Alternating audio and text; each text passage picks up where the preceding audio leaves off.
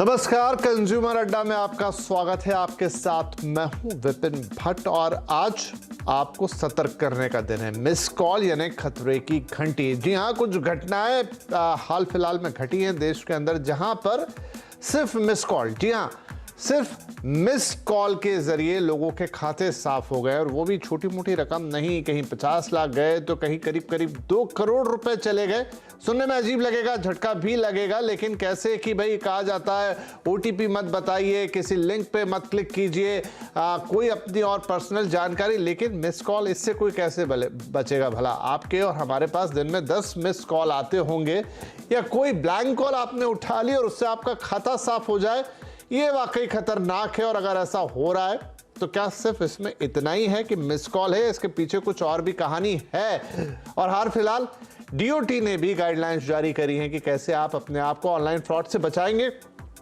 तो आज के कार्यक्रम में यही होगा फोकस। तो मिस कॉल से तो सावधान रहिए और साथ में ऑनलाइन फ्रॉड की घटनाएं दिन पे दिन बढ़ रही हैं। कभी ओटीपी के जरिए, कभी बारकोड के जरिए, कभी स्कैन के जरिए, लेकिन लोगों को रोज चूना लग रहा है। कैसे बच सकते हैं आप इससे? हम लगातार आपको सतर्क करते हैं।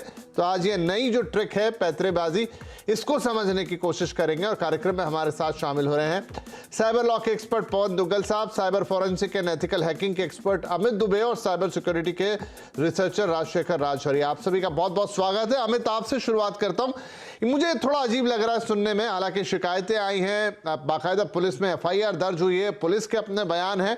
दिल्ली का मामला है, मुंबई का मामला है, जहां बताने वालों ने बताया कि उन्होंने सिर्फ मिस कॉल, लगातार उनके फोन पर घंटी बज रही थी, बहुत देर तक तो उन्होंने अवॉइड किया, लेकिन फिर जाहिर सी बात है तंग आके कोई कॉल उठा लेगा।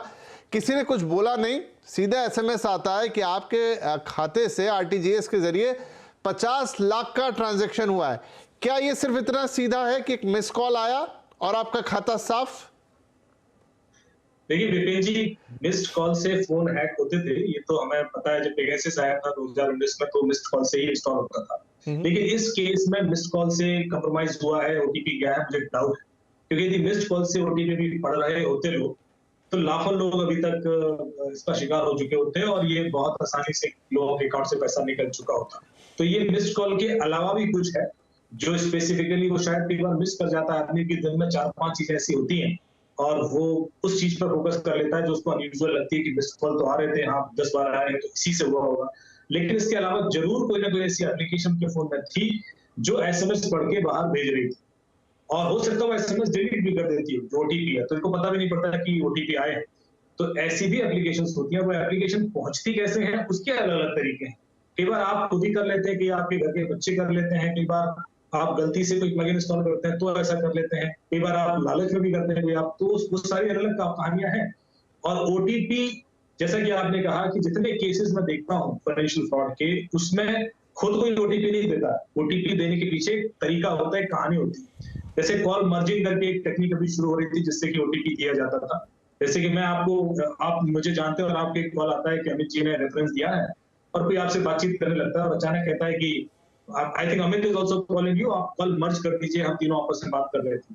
अब आपको इसमें कुछ भी अनयूजुअल नहीं लगेगा, आप अचानक कॉल मर्ज करोगे और आपका व्हाट्सएप हैक हो जाएगा या ईमेल हैक हो जाएगा, क्योंकि आपका जो दूसरा कॉल आया उस वक्त वो ओटीपी का कॉल था। आजकल ओटीपी कॉल पर भी आते हैं, सिर्फ एसएमएस पे नहीं, कॉल पर भी आते हैं। तो वो जो दूसरा कॉल यदि ओटीपी का है और आपने कॉल मर्ज कर दी तो ओटीपी सामने वाला सुन लेता है। इसके अलावा कॉल फॉरवर्डिंग टेक्निक्स भी होती है कुछ, उससे भी आपके ओटीपी चले जाते हैं कि आपकी कॉल कंडीशनली फॉरवर्ड हो जाती है।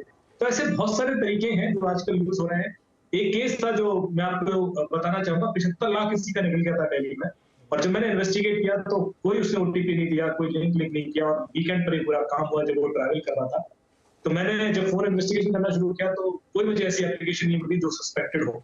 मुझे लगा शायद वो एप्लीकेशन इंस्टॉल हुई होगी और अगर इंस्टॉल होगी, तो मैंने जब डैशबोर्ड में जाके देखा तो पता पड़ा कि थर्सडे को एक एप्लीकेशन इंस्टॉल हुई थी जो संडे को अनइंस्टॉल भी हो गई। वो एक गेम था।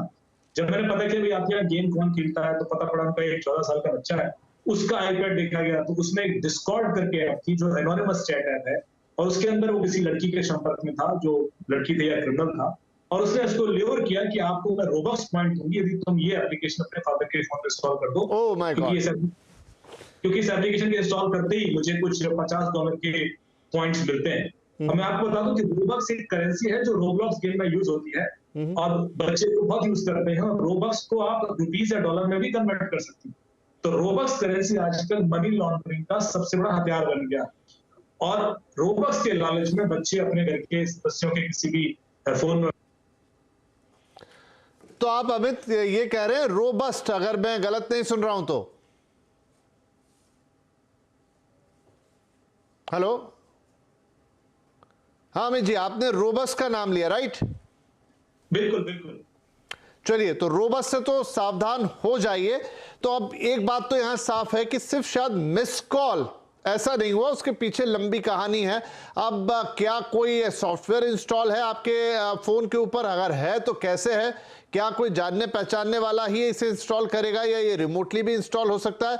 राजशेखर साहब, क्या लगता है आपको यहाँ क्या हुआ होगा? एक थ्योरी जो है वो सिम स्वैपिंग की भी, ये 4-5 साल पहले हम सुनते थे कि सिम स्वैप हो गया, आपने ऑपरेटर को कॉल किया, उससे अपनी तरफ मिला लिया। क्या आज भी वो सिम स्वैपिंग पॉसिबल है, और होता क्या? थोड़ा डिटेल में बताएं हमें कि ये क्या इस केस में सिम स्वैपिंग हुआ है।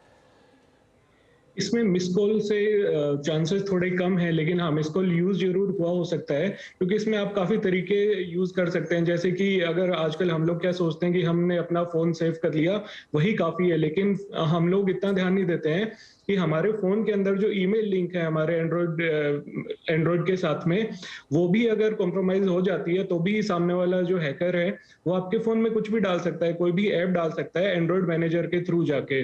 और हम लोग ईमेल कई बार लगा के भूल ही जाते हैं कि हमारे फोन के साथ में कौन सा ईमेल लिंक है, और हमें ये भी नहीं पता होता है कि उसका पासवर्ड भी 1 2 3 4 5 6 है या फिर हमारा खुद का मोबाइल नंबर है।